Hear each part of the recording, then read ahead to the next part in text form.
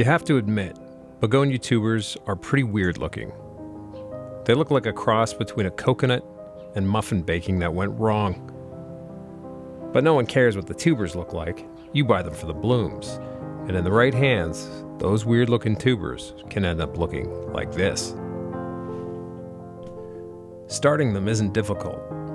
They are, in fact, easier than most plants. But the question is, in a climate where winter kills anything tender, when do you start them? I start my begonias around the time when the first spring bulbs start pushing up through the cold ground. The crocus are flowering, but the tulips are still only green spears.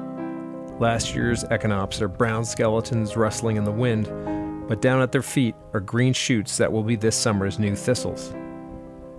It's the time of year when you're never really sure if the pond is going to freeze again after the afternoon sun cleared the ice.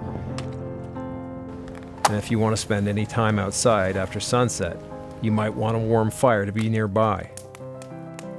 Start your begonias when winter is standing in spring's doorway, but won't say goodnight. These tubers will start better in light, well-draining potting soil. This aquarium should make it easier to see the depth that they should be in the soil, which is to say, not really deep at all. Begonia tubers are concaved. The hollow of it should face upward. If this was a tennis ball cut in half, the green furry side should face the soil. These delicate little white nubs are the plant's new growth. They'll eventually become stems. Make sure they face the light. And don't bury these tubers, at least not completely. Snuggle them into the soil up to their shoulder, no deeper. You should still see the top of the tuber after you're finished.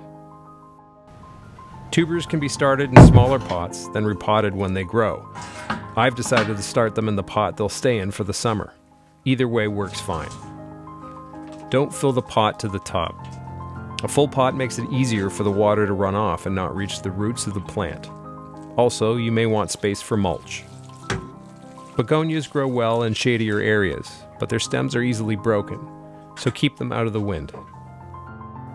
When you're done planting your tuber, move the pot to a bright spot in your home or under grow lights if possible. Bring them outside only after the threat of frost is past. Thanks for watching. I love having conversations about gardening, so please do leave a comment. A like and a subscribe would make the algorithm happy too. Enjoy your begonias.